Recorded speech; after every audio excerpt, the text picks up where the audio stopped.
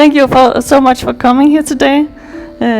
It's nice to see so many people interested in these items.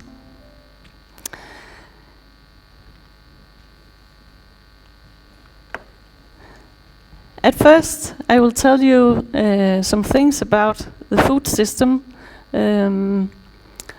how different kind of foods are made, and what's behind, and different thoughts about the connections between those in this system. And afterwards, it's better now? Okay. Afterwards, I hope you have a lot of questions, because I really prefer to talk about the things you would like to know instead of talking about the things I think you like to know. It's a big difference. As you heard, I'm a farmer at Brandbygård. It's an organic farm in Jutland near Horsens. We have 28 hectares, and we grow most of all grapes and apples for wine, for sparkling wine, but it's only in 1.5 hectare. Then we have small livestock just for self-consumption and production of vegetables and berries and other things to eat. Originally, I was a dairy engineer. Later on, I took the education as economist, and I worked as a research assistant in a period, and I also was a teacher in microbiology and statistics and food toxicology. Later on, I became a conventional farmer. I always wanted to be a farmer. I didn't have the opportunities where I lived, but sooner or later I got the opportunity, and I became a farmer, conventional farmer, breeding pigs and growing wheat for other farmers to grow.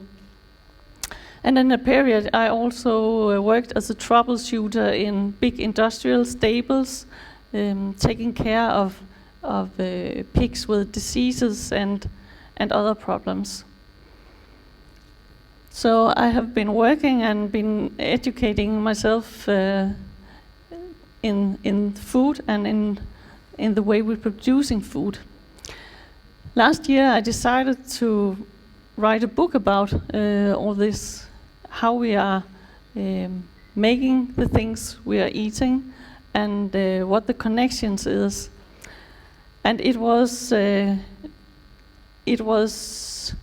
forced by a sense of injustice, and that it is very unfair that people trust in the government, and they trust in the regulations and guidelines for how to produce, and the things they end up eating is damaging their health and damaging the soil for future generations, and damaging the livestock in the industrial households. And I think that we need to change this system. It's essential for us as humans right now, and it's essential for the lives on this planet in the future. And the only way you can make people change their ways is that they feel like it, because it's very difficult to change habits if it's for others' sake, if it's for the sake of the nature, or the sake of the fish in the sea, or the sake of the pigs in the stables. It's very, very hard to make some long-lasting changes. But if people know that changes is for the sake of themselves or the sake of their children, it has a lot bigger impact on their thoughts. So the way we can change the horrible way we are treating our surroundings at the moment is by spreading the insight in what we are doing. That's what this book is about, and it's titled in Danish. The best translation must be something like real food versus industrial processed food. Food is the biggest issue of our time, and it's the key to the climate changes, the key to migration and hunger, and in misery after all. So food is not just an everyday, 3 times a day thing. It's the main thought we should have about our behavior.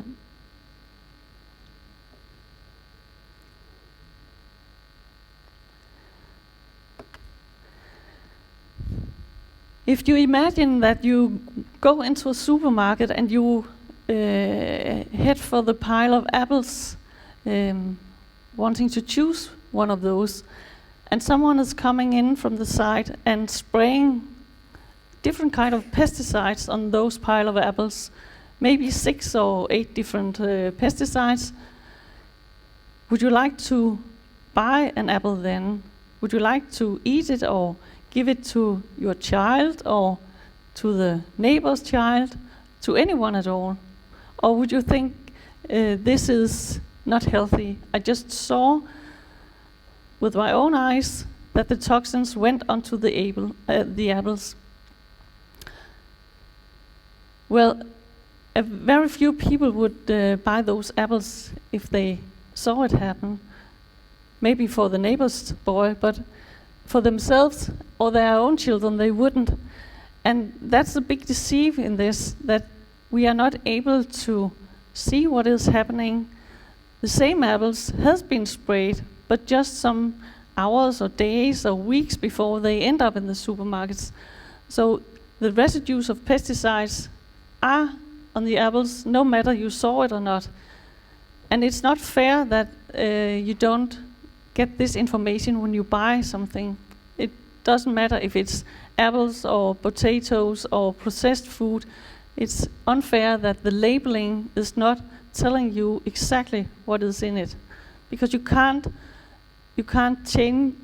take a stand, and you can't decide if you don't have the information. How did it went so wrong? How did we end up here when it's a common knowledge that, of course, there's poison in our foods. There are limits of different kind of pesticides in almost everything in the supermarket. When did it went so wrong? Because it's not an obvious thought that we should eat things with residues of toxins. Well, it went wrong after World War II. The plants where they produced poisonous gas and the other bad things for human beings, they turned out to be able to kill insects. And from there wasn't very far of making the other kind, the fungicides for diseases, and the herbicides for wheat. So after World War II, it was possible to grow, for example, wheat after wheat, because you could take away the diseases, and you didn't have to change the different kind of plants you were farming.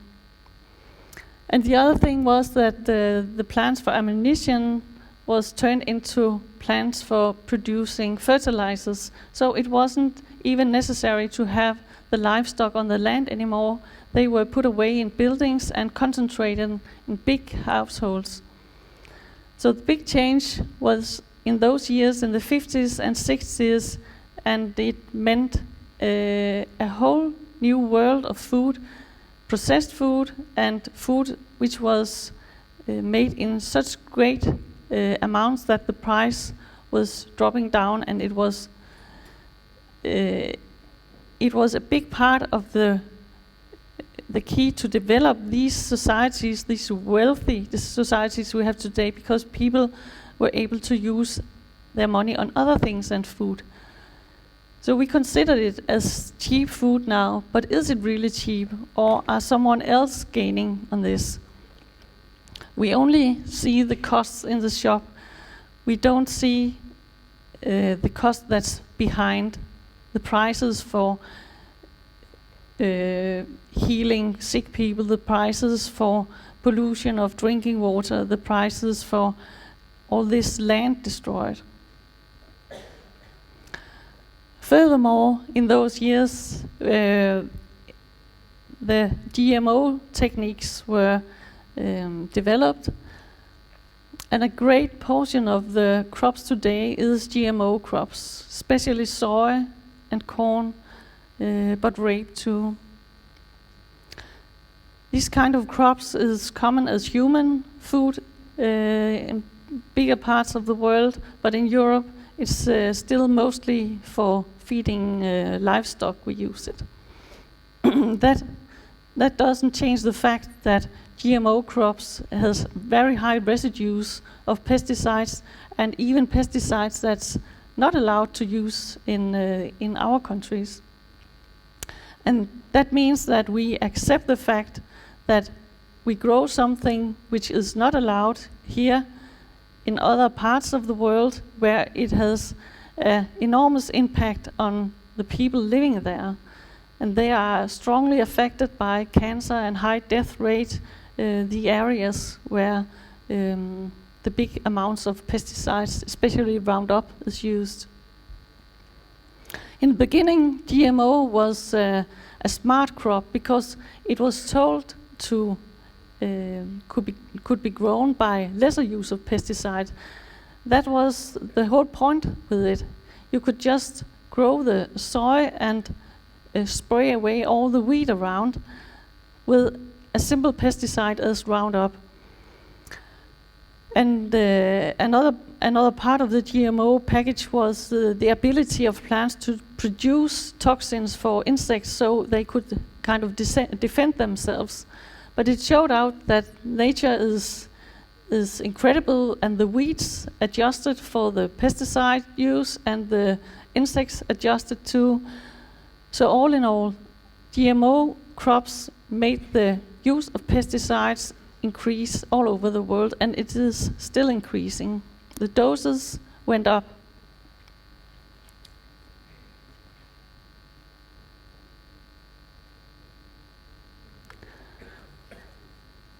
Well, what are we eating now?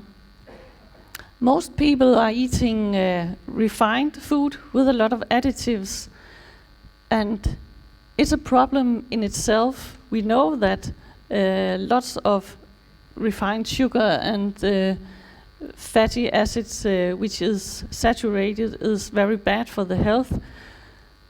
But something that does not have the attention is what is behind those raw materials or those products that is put into the refining system. What about our basic vegetables, our basic grain, and our basic meat, eggs and milk? Well, during these years we have been breeding both the livestock and the crops to yield more. It's a goal in itself to get the most out of it, and the most means the best economy and not the best nutrition value. So we have turned our basic food into something that is not as giving as they could be and as they have been. They have lesser nutritional value now. There are higher content of toxins, of course, and some of these toxins, a lot of them, are endocrine disruptors, and that's very problematic. Because you know, when you use some insecticides to kill bugs in the fields, the main purpose of these insecticides is to disrupt the hormone system and the endocrine. And if it works on an insect, if it works on a bug, it does work in humans too. We are built of the exactly same small parts.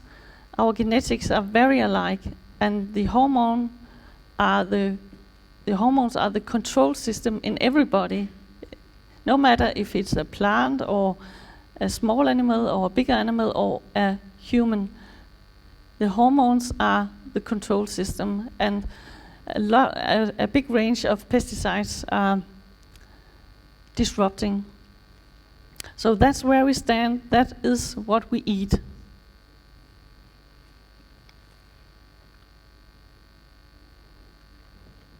You can say that food are made in two different ways.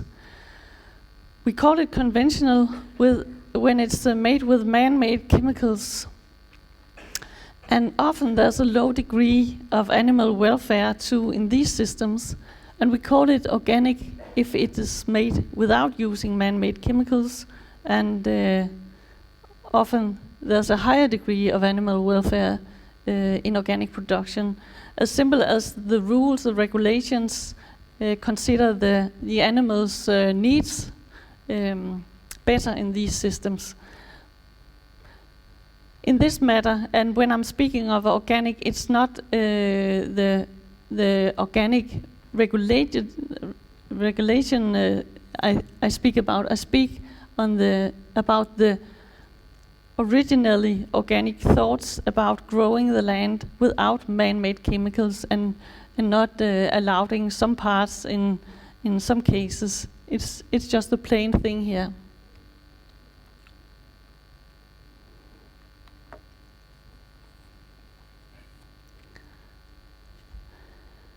We are a lot of people on this planet, above 7 million, and we eat a lot of animals too. We eat around 70 billion livestock every year. Some people say that if we change the way we grow our food into an organic way, there will not be much food. It will be lesser, and the starvation will spread. Give much more hunger to grow organic. At the moment, we are producing twice as many calories as needed for mankind. A lot of them are put into livestock to make meat, and a lot of them are wasted. So the matter of hunger is a matter of economical interest too.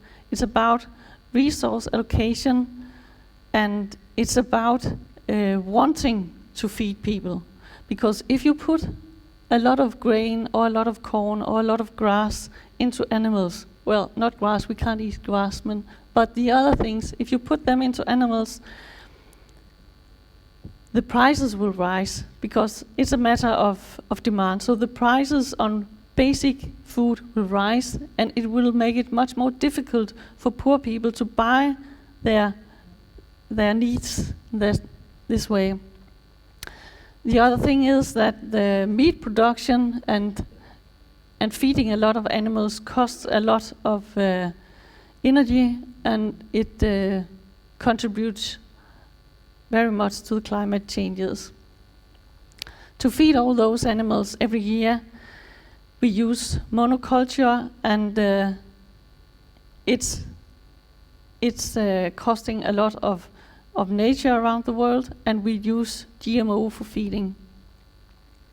The increased demand for meat means that more and more rainforests are removed.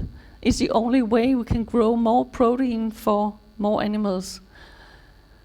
And the rainforest is again a key in the climate changes. So it's not just small parts we can look at. It's a whole system, and it's connected in every way. We used to think that in this country it's a problem that other places in the world people are getting richer, and if they are getting richer, they will eat more meat. And all of us can see that is a problem. We don't want to cut down our own use of meat or our own consumption. We just don't want poor people to get that rich that they can join in and eat more. And that kind of ethics won't bring us very far, because we have to minimize the consumption of meat in industrial countries.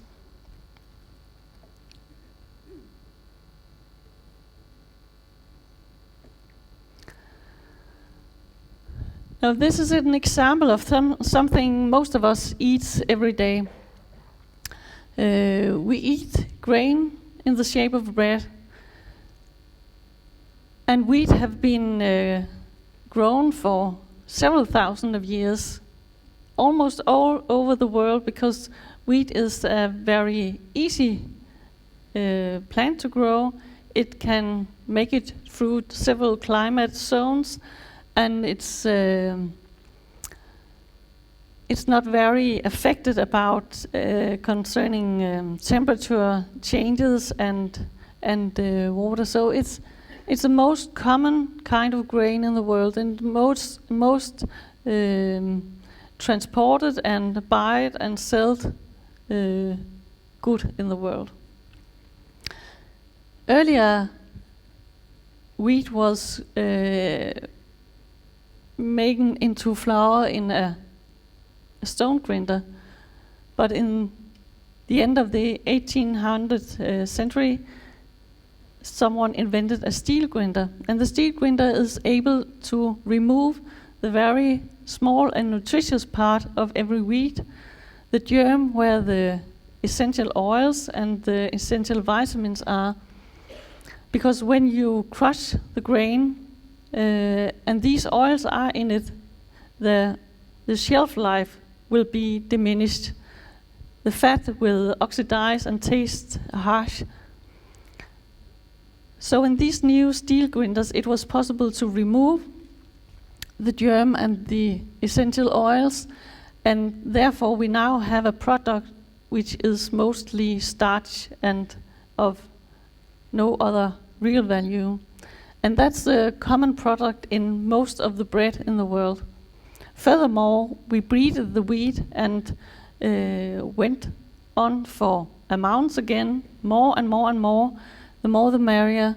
We wanted to have high yielding fields instead of lower yielding fields with a bigger nutritional value. When we grow wheat, we begin in the autumn. Every grain is treated with pesticides before it's put in the ground. And when the small plants come up during September, October, they have their first spray of pesticides. It's for germs. And for the competition plants in the field. Then the winter goes and it becomes spring, and it's sprayed again with pesticides, and twice more during the summertime for the different kind of diseases with fungicides. And yet another time with some kind of insecticide to keep bugs away. Finally, it's ready for harvesting in August and ready for the bread everyone eats. Yes. But it gets even worse.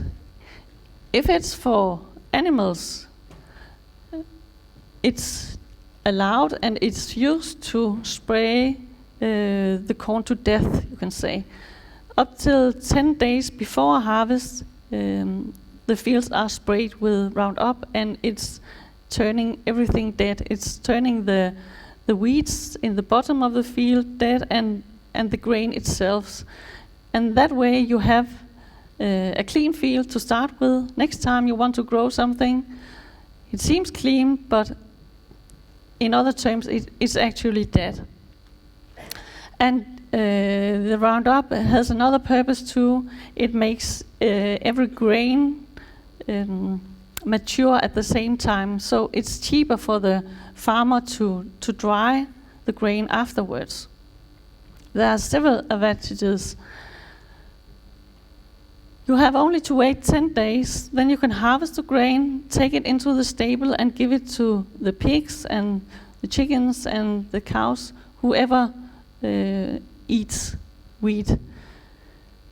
And then someone thinks that these pesticides, the residues of Roundup and other things, they must be gone, because when it's going through this big machine a cow is or a pig is, everything has just disappeared. That's a common thought, both in Denmark and the rest of the world, that no matter what you feed an animal with, it will make safe and healthy products as milk and egg and meat.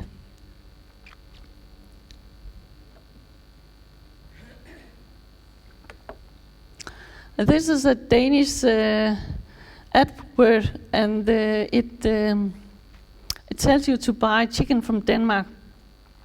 It doesn't really matter, because nowhere in the world the chickens are very different.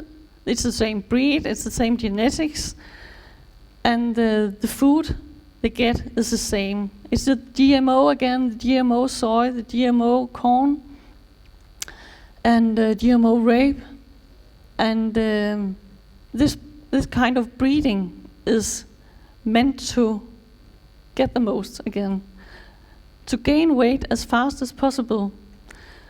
And when the animals are eating only processed food, starch most of all, and protein, they develop an unhealthy kind of fat in their meat or around their meat. So it's low in unsaturated fatty acids, and it's very low in omega-3 acids too.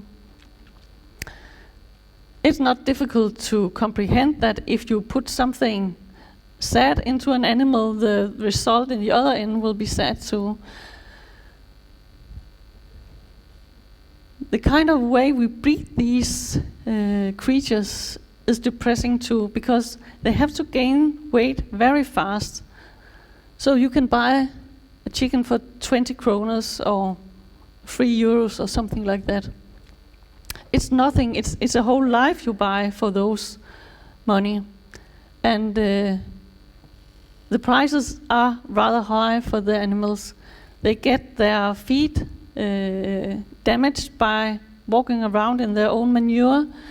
The air in these stables are very tight, very ammonium filled, and they have no daylight, they only have electric light. They have heart and lung problems because of the fast growth, and at the end they have very difficult to walk around on their legs, because these 35 days of growth, they can't keep it in their bones. So the chicken is a sad example on a kind of food that we eat a lot of. And the production of chickens, no matter where in the world, is still rising, and it's about to be the most popular kind of meat these years, with great costs for the eaters and for the chickens.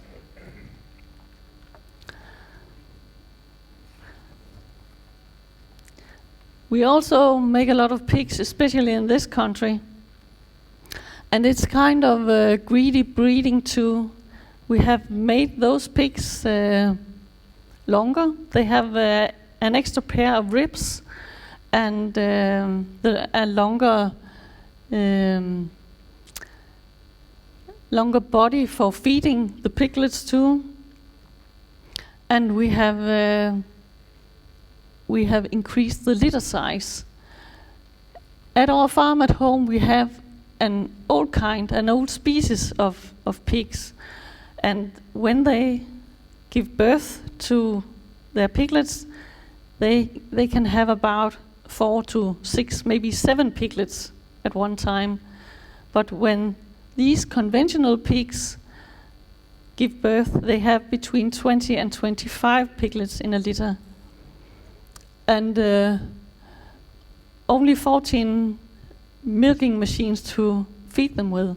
So there's a lot of moving around in the Danish stables, and that's the reason why piglets are weaned off so early, that they have those troubles with diarrhea and medication to keep them alive. They are taken too early because you have to adjust the number of piglets with every sow all the time. some years ago, there was this huge debate all over the world, in fact, because the zoo here in Copenhagen put down a giraffe named Marius. And it was what it was. The main thing here is that we make around 29 million pigs in Denmark every year. It's 5 to 6 times as many as we are humans in this country. And you don't see them because they are put away in big stables. But these pigs, they suffer daily in the way we treat them. The law is broken concerning the regulations that should give them a minimum of conditions. And because of one single giraffe, there was this fuss. But no one is taking care of all the pigs because the economical interest in pigs are much greater, it seems, than giraffes. The high density in the stables is a problem for all of us because antibiotics is a common use. It's not just seldom animals are treated. It is as in whole departments we treat them because of the early weaning and because of the high level of stress. Of course, there's rules for the use of antibiotics and the rules for the conditions. But the one who is controlling the farmers is the vets in this country. And it's by law given that they show up in the stables once a month. When they do that, the farmer pay their bill. So it's the farmer who is the customer to the vets. And that means that if the farmer wants a certain amount of antibiotics or a blind eye for some conditions, well, the farmer is the customer and it's not the animals who is the customers. That's why it is so bad the way we treat the animals in this system. It was much more fair if the government paid the vets for controlling the farmers, and they were, in that manner, the authorities, instead of just being someone who is delivering a service or something like that. It's the present system, and an example is that in Denmark it's prohibited by law to cut off the pig's tails, and it has been prohibited for 12 years, I think now. Even though almost 100% of Danish pigs have only half of the tail. And this is a procedure which is used to keep the pigs closer than if you didn't remove half of the tail. It's just a matter of stress, and when the pigs are stressed, they bite each other's tails. If you cut off half, the open nerves are much more sensitive, so when a pig is biting another pig, it removes itself faster and is not that exposed for different kind of diseases, infections along the spine and things like that. So it makes us more competitive in Denmark. We can have the pigs closer when we cut off half the tail. But in other countries, in the European nation, in Sweden, for example, where they are very strict about the law, their meat is more expensive because they are not able to push the pigs as close. So it's both unfair and illegal, and no one is doing anything about it. It is so easy. You can just walk into a stable and take the pictures of the lack of tails, but no one has the interest, because the interest in earning money is much, much, much bigger. When we use a lot of antibiotics in our pig production, we develop antibiotic-resistant strains of bacteria, And the main issue right now is the one called MRSA CC 398. It's very very aggressive among people infected with it, but it's not damaging the pigs. So there is not an economical interest in the farming industry in doing anything about it. But as a society, we now see the problems that every people, even in the cities, is in the risk for contamination with this bacteria. It's not longer an issue in the stables, it's out in the open. And we are the one who's paying for isolation in the hospitals and special equipment and very expensive medication for those who have the disease. So the way we treat the animals is affecting ourselves and our future possibilities of doing anything about a wide range of diseases where we formerly had antibiotics.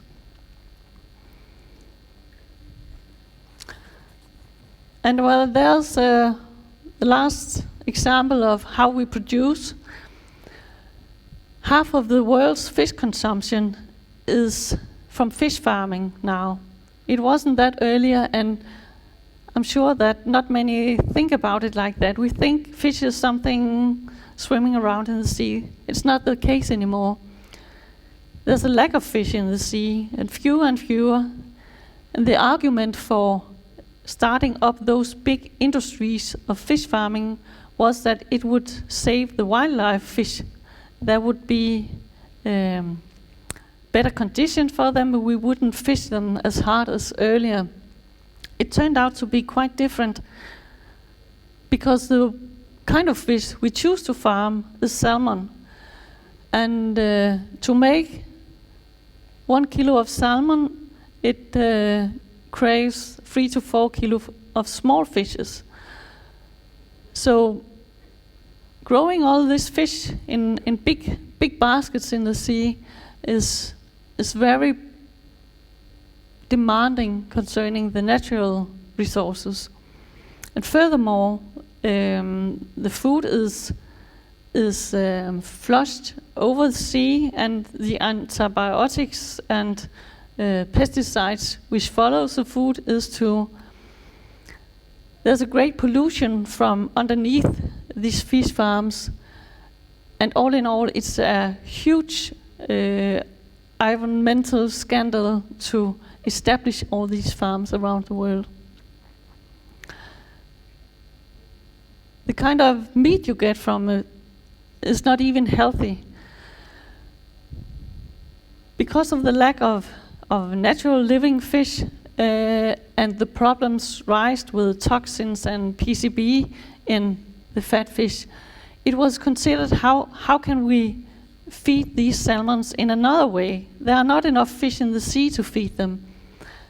And the obvious thought is to grow some more GMO soy with a lot of protein and take it to the sea and feed the fish with it. So that's what they did in Norway, among other places. But it turned out that a special kind of pesticide named endosulfan, the level of this pesticide rised in the flesh of the fish, and it became 10 times as high as the government limits allowed.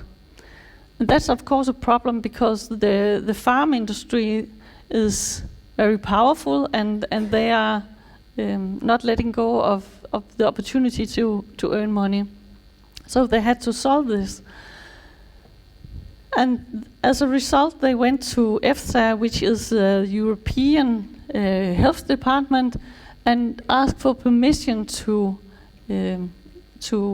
make those limits higher. And this permission came, so now the big orange regular flesh from salmon is sold with 10 times as much endosulfan as the former limit. And it's not because you and I are able to tolerate 10 times as much endosulfan. It's just the thing and the way this system is dealing with everything. It goes in the direction of what is economical advantages and not in the direction of what is advantages for the people, for us. What can we live with? What is healthy for us? So if the government regulates these limits in the best way for the industry, they can't be regulated. They can't be regulating these limits as the best way for us. It's two different directions, and they don't fit very well.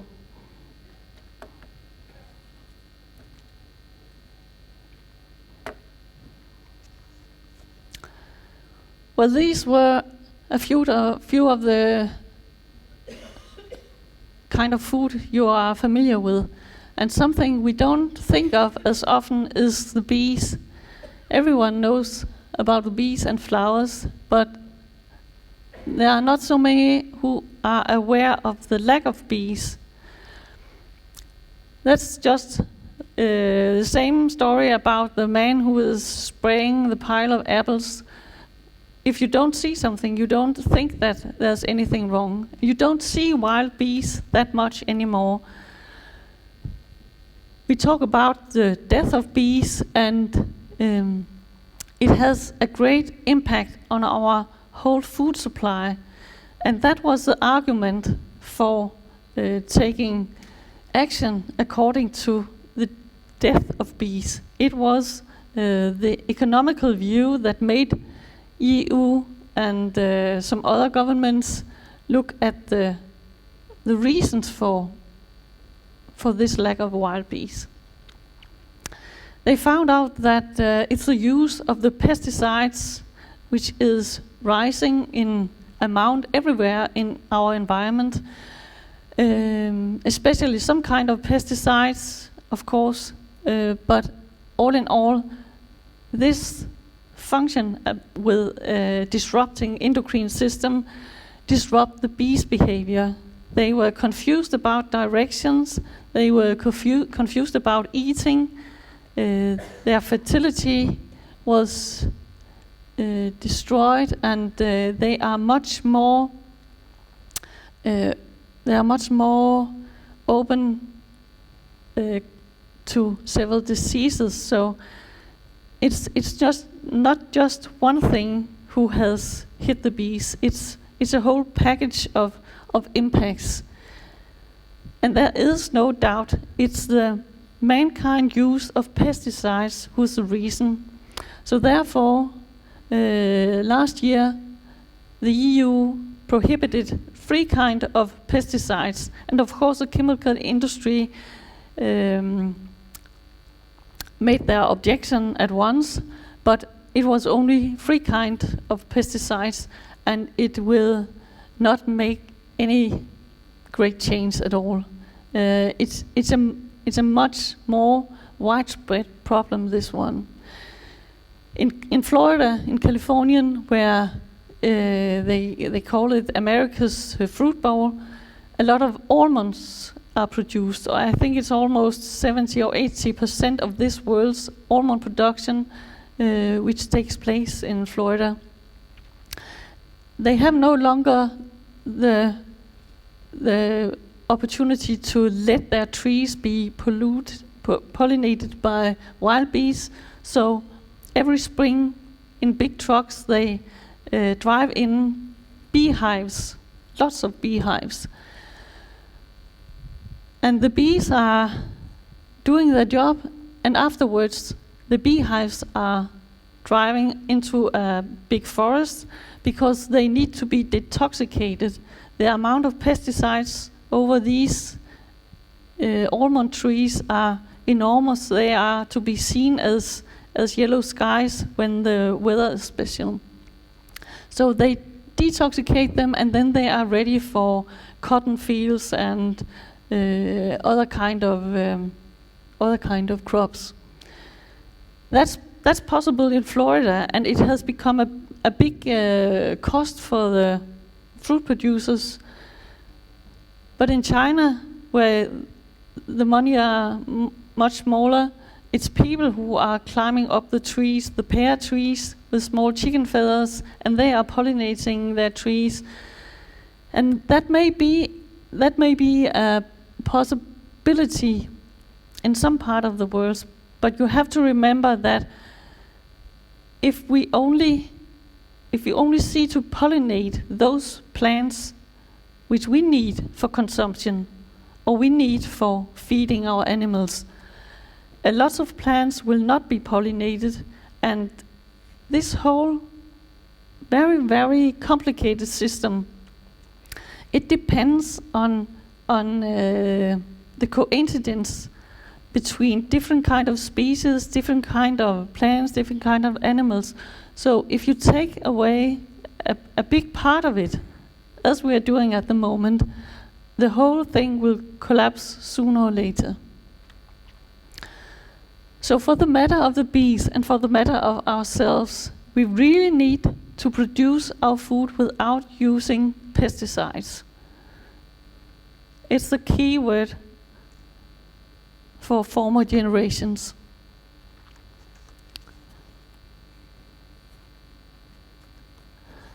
We used to think that the farm is the beginning. We think of it as you have a farm and you have the land and the animals, and from there on it's just only the sun and the rain, and the produce will be made at that place. Well, it was like that these 60 or 70 years ago, but it's not like that at all anymore.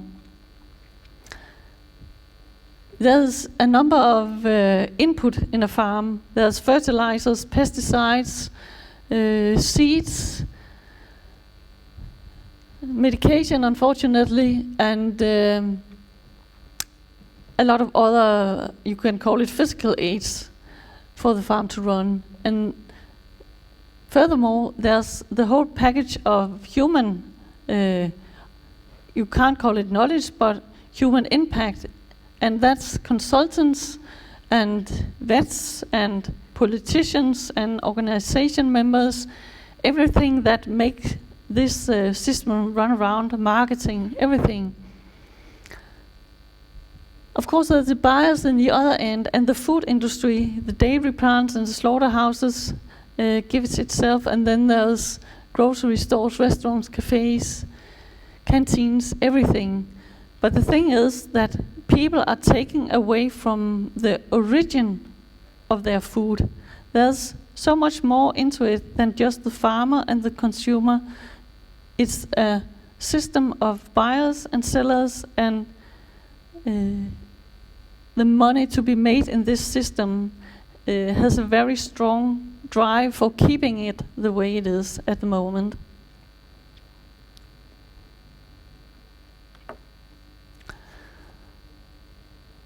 So when you buy some food, if you buy a pork chop or a potato or some meal, you think that you pay the man behind the counter.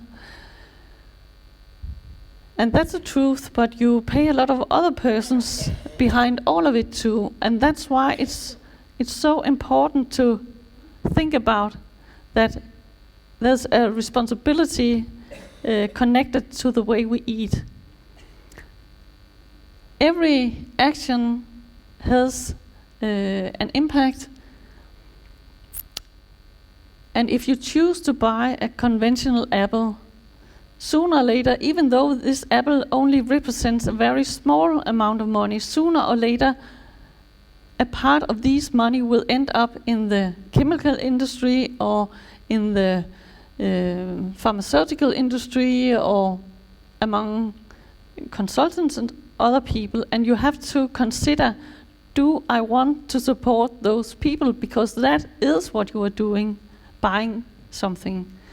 And it's not, no matter what you buy, you are always supporting someone by buying.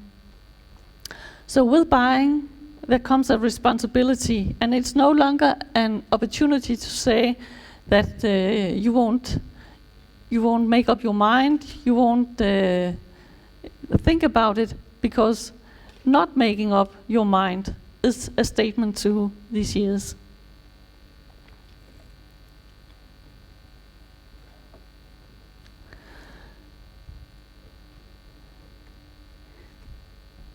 Well, you just saw who you are paying when you buy your food.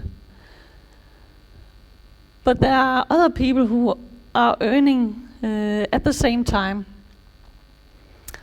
Because this kind of food with the residues of toxins and pesticides have a great influence on the health of the people, and the toxins are causing a wide range of diseases among people.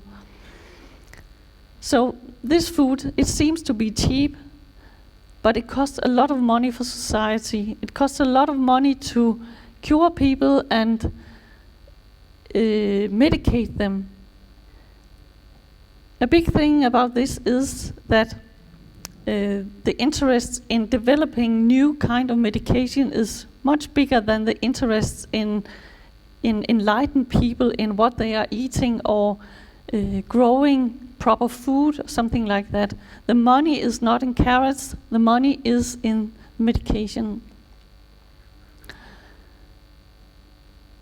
So it's not just emergency companies and health business and undertakers who's gaining. Most of all, it's the pharmaceutical industry. And the way they develop medication at the moment is changing very little in the treatment of different kind of diseases. And that means that they have to make big studies to show some kind of effect. And when they show that they have this new kind of medication which will decrease or increase something in the health business, they put it on the market, and sooner or later governments or healthcare systems are driven to buy those things, and the prices are rising. They are rising because of all those studies, and they are rising because of the need. The more sick people we are, the more need for medication. This big thing in our budget is taking away money for education. It's taking away money from personal care, from elder care. It's taking away money from proper food for the children or for everyone. So it's not just a problem that the medical industry is gaining a lot of money on us growing sick. It's a problem that it is eating our wealthy and healthy system from the inside.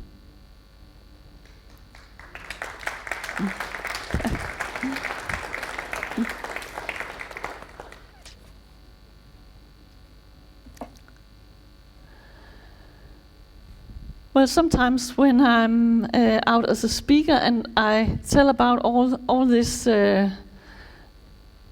rising problems and diseases and all this, there's always someone saying, well, what about the living age? It's increasing. People are getting older and older.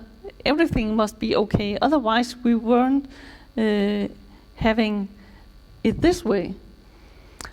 And it's true that the age we can expect each of us is rising, but it's only because of medical improvement. I'm sorry to say, it is only medical improvement which is giving us these opportunities to grow older. The problems are rising. Even though we can grow older, more and more of us will get some kind of disease. And it's horrible numbers. 1 out of 3 Danes gets cancer during the lifetime. It has enormous costs in each family. It has cost among friends. It's devastating and hard in a lifetime to deal with diseases, and cancer is a very bad one. So 1 out of 3 of us are expected and will have cancer. In 10 years, there will be 30% more. That is the prognosis from the Doctors Association. So it's only going the wrong way, and it's incredible that we are one of the most richest countries in the world, and we are too one of the most what can you call it? We are the most unhealthy population on the world. We are the ones who's having the highest rate of cancer and very high rate of cardiovascular diseases too. So this is not a healthy community, even though we are very rich. 1 out of 10 Danes have cardiovascular diseases, and half of the adults and 20% of the children are overweight at the moment. And this rate is only increasing too. Diabetes will double in 10 years. It's out of control, this kind of illness, and there's a lot of money in selling medication for diabetes.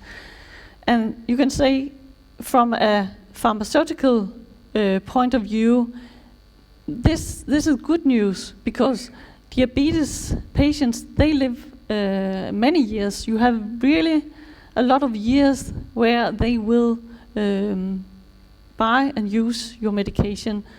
The rate of increasing cancer incident is good news too. The rate of increasing heart attacks is good news too. Every time another person gets sick, it's good news in pharmaceutical industry.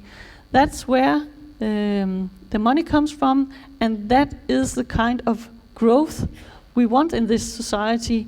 If you ask the politicians, not the kind of growth of diseases, but the kind of economical growth. So everyone is so thrilled when the big pharmaceutical companies come with their the result of the year, and they are earning more and more money.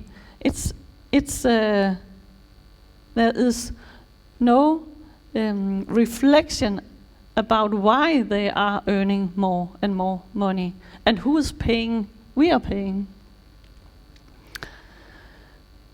It's not only diseases we get from eating this poor food. We also get the lack of ability to reproduce ourselves. The fertility rate and the fertility in general is decreasing. More and more couples have difficulties getting children. Our generations are suffering from less and less score at IQ tests. We are, in other words, getting dumber and dumber. And that's not surprising news too, because the pesticides are influencing in our system and in our brain, nerves. So it's obvious. 1 out of 5 young men in Denmark does have a poor sperm quality, and that is, of course, related to the lower fertility. Furthermore, there is a troubling rise in neurodegenerative illnesses as Alzheimer's and dementia. It's often said that we don't know why people get dementia or Alzheimer's, but the rate is increasing, and I think that if someone wanted to find out why we have cancer, why we have these other kind of illness, or diseases, they would be able to it, but there's not money in solving these things. The money lies in the medication. So even the big private organizations as Kræftens Bekæmpelse in this country, they use their money in developing methods to cure cancer. They don't go the other way. It's cabbage campaigns and all this. You don't see it that much anymore. There's a lack of interest in prohibiting dangerous things, and much more interest in just cure and cure and cure, and have the income in curing.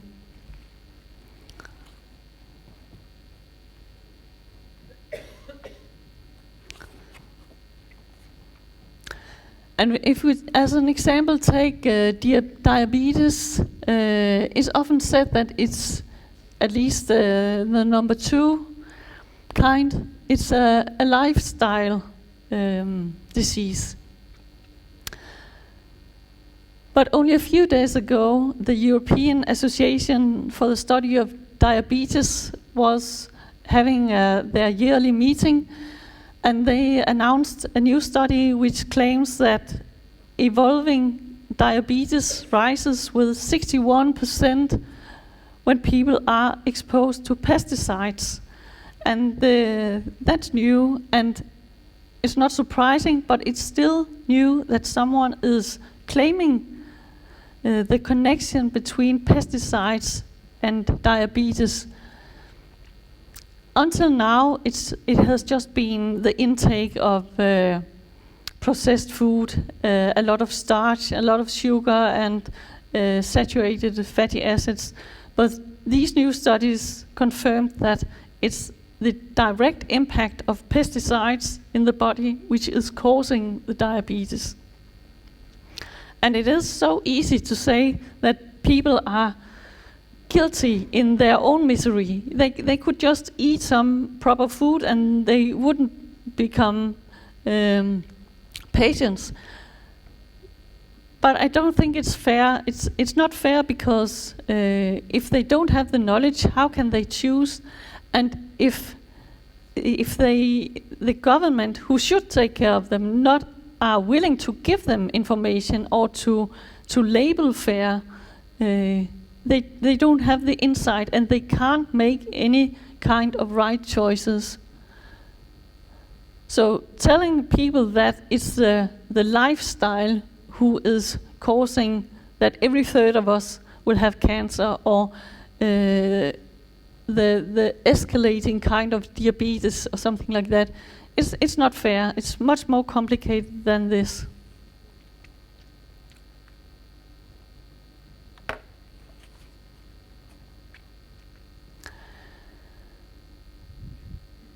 I don't think that it is a coincidence that the government is unwilling to inform us as a people. Half of the costs, or half of the budget of running the Danish health department, for example, is are coming from the pharmaceutical industry, and it's not that they just pay for fun. It's they pay for the legalization of their new kind of drugs, medication. So it's kind of payment for some work done in the health department, but nevertheless, half of the budget is from the pharmaceutical industry. And again, it's like the vets in the stable with the pigs. The one who pays is a customer. That's as simple as that. And there shouldn't be this kind of mix of interests in a more perfect society than this is. And as someone talked about before, There's also alliances between the chemical industry, between Monsanto and Novo here in Denmark. And as you heard before, diabetes is rising extremely with the exposure of pesticides. Nevertheless, it's okay that Monsanto, who is producing the pesticide, has an island in a small part of a company with the biggest producer of regulatory medication for diabetes. It's a connection that seems wrong, I think. Thank you. So all in all, I think we should ask the question much more often, why the diseases, instead of asking how can we cure the diseases.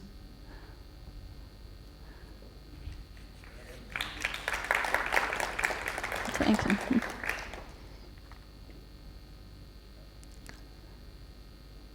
Well, now we know that someone is gaining from all this. And when someone is gaining, usually someone is losing too. In the first place, our environment is losing.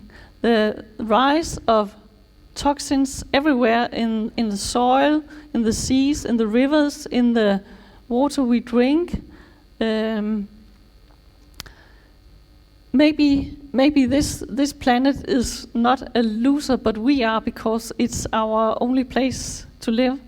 So we are the loser, and when the biodiversity is going down, and it is decreasing rather fast at the moment, we are losing too.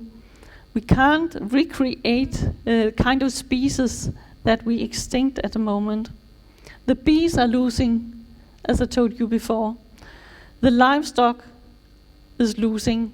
We treat the animals in a way that we don't think we were able to treat anyone. And I think that a society is, you can say, the way we look, the way we are as humans are seen in the way we treat weak individuals.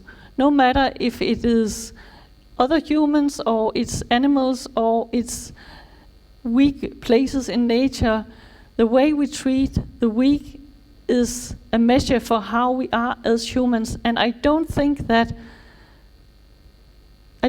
many people would think they are the people they are if they knew what they are behind in this kind of livestock we have. If they had the feeling that this is a kind of responsibility that we need to accept we have. Because when we buy something, we support the way we have these animals. And it's not enough to decide not to have bacon in your breakfast, or don't eat chicken or something like that, because a lot of animal products is in other places, in the things we eat or in things we use, in the small capsules around medication, and in paper and soap.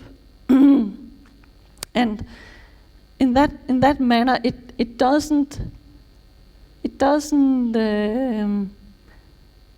just come around this with not eating some kind of food. It's a part of the way, but the most important step here is to demand that we don't have animals in ways that makes them sick, that makes them need medication. We can't solve this just by not eating. Only 10% of the Danish pig production is staying in this country. 90% is for export. 100% of the pollution stays here. So we can just wish all we can. We need to say no to the kind of system we are having our livestock in.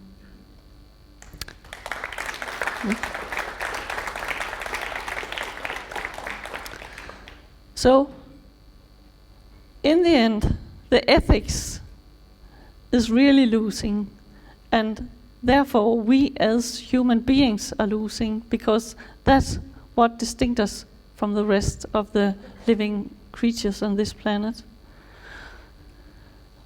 All of us are losing, and we are the most. The few are the ones who is gaining.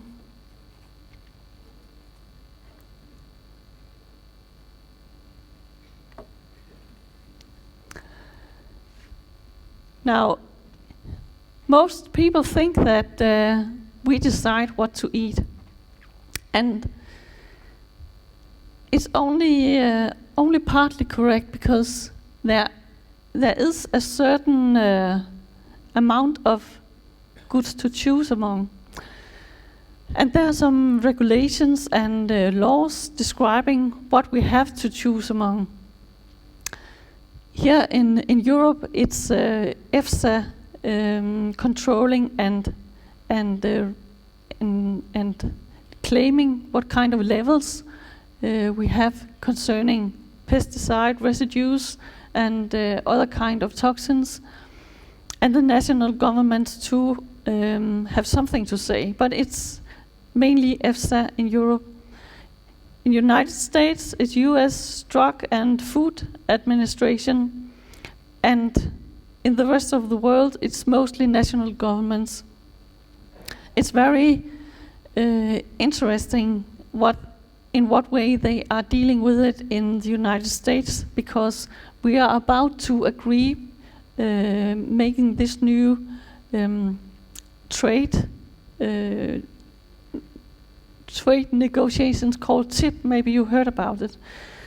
Yes, TIP is the new black, because it's a way to join laws from the United States and Europe, and make it easier for companies to sell their products, no matter how bad they are for people, you can say. This trade and new deal is for the interest of the industry. It's not in the interest of the public. That's what we are about to get, and in this package, there seem to be a lot of GMO crops coming to Europe too. The difference between those two continents at the moment is that in America it's legal to sell GMO food without labeling it. In Europe, it's not legal to sell it without labeling, and the industry think, and I think they're right, that if they have to put this little mark on everything that it is brought to life by GMO, a lot of consumers wouldn't choose it. This is something that is about to get even between our continents, and it's a quite another story, but it's worth to mention now, I think.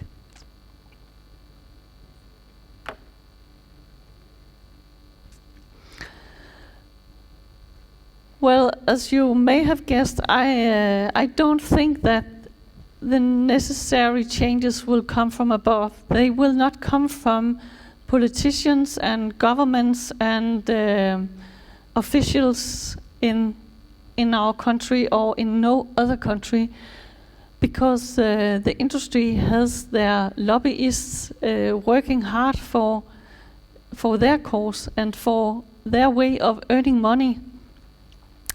And they are they have much greater power than we have as individuals.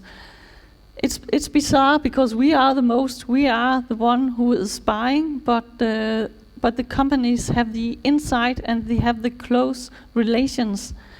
So even though we don't consider this country to be corrupted, I think it is.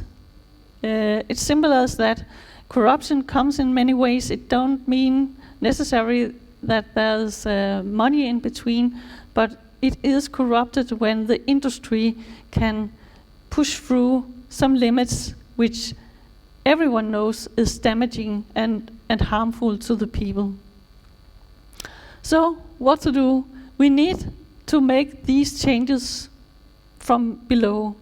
And the only way we can make them is to spread the insight in how things are produced and what damages they are causing. As I said in the beginning, the only way to change people's behavior is to give them the knowledge so they change for their own sake. That's the human nature. You can change something for your own sake. It's very hard to change it for some other kinds of reasons. Wealthy people talk about another place in space where we may or may not be able to live, and there's a lot of money spent on space and space science. But for most of us, this is the planet we have, and for most of us, we don't have another choice, not at all, in the space. We are not that wealthy. So there's nothing else to do than really take care of our environment and this place we live at the moment. It is all we got.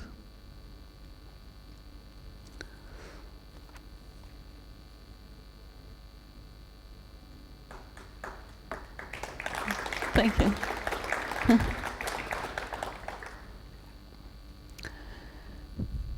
This is kind of provocative, because I know that it's not possible. But the fact is that this is not possible says it all. We could take away all the kind of labeling at the moment, the Disney kind of chickens on the packets, and the labeling of fair one thing and fair another thing, and I don't know what. We could just swipe it all away and just have an fair and honest declaration on every kind of food you buy.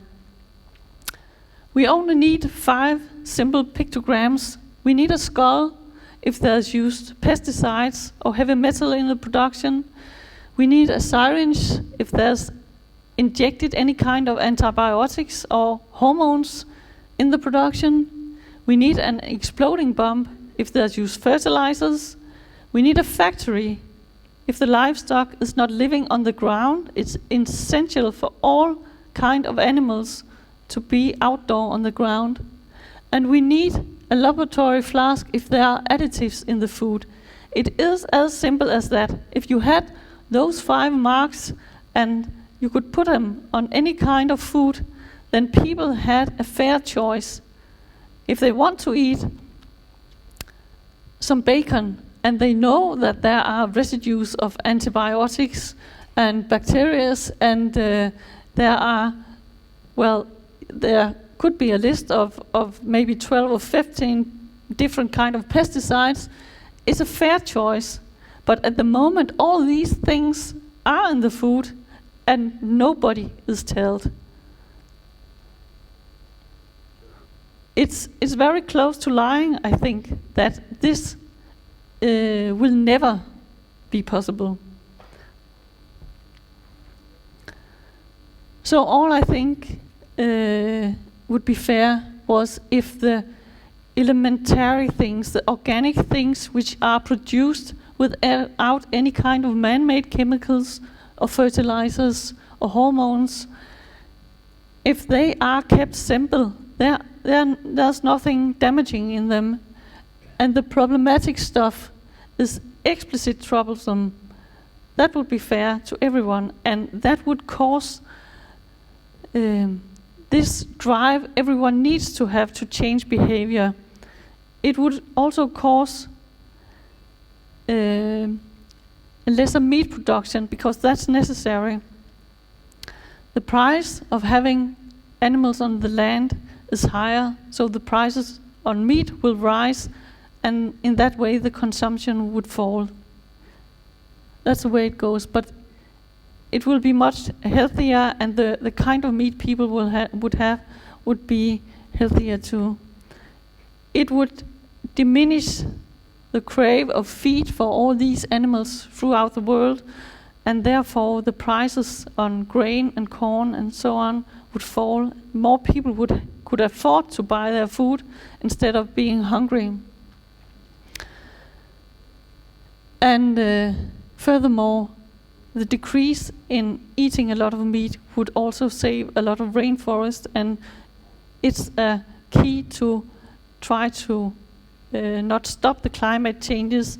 It's too late to stop it, but at least to slower the rate of changes.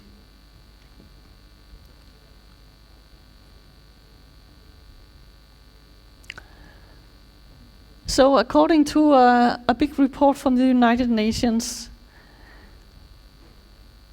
and certainly they are not paid by the industry, they say we need to eat less meat, we need to grow organic, and we need to allocate our resources in a more human way than we are doing it today.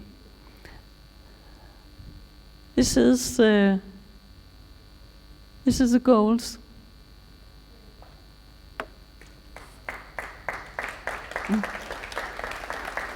Thank you. It's going very fast now with climate changes. And food has the biggest single impact on our planet. Designed food is the problem, and real food can be the solution. There's a lot of talking and writing about exterminating a number of species on this planet and about our environment. And we are about to destroy the human race. We are about to destroy our health, our fertility, and our conditions for life. And that should have a lot more attention than it has today. We do not any longer have a choice or different kind of choices. We only have the option to act now. Thank you.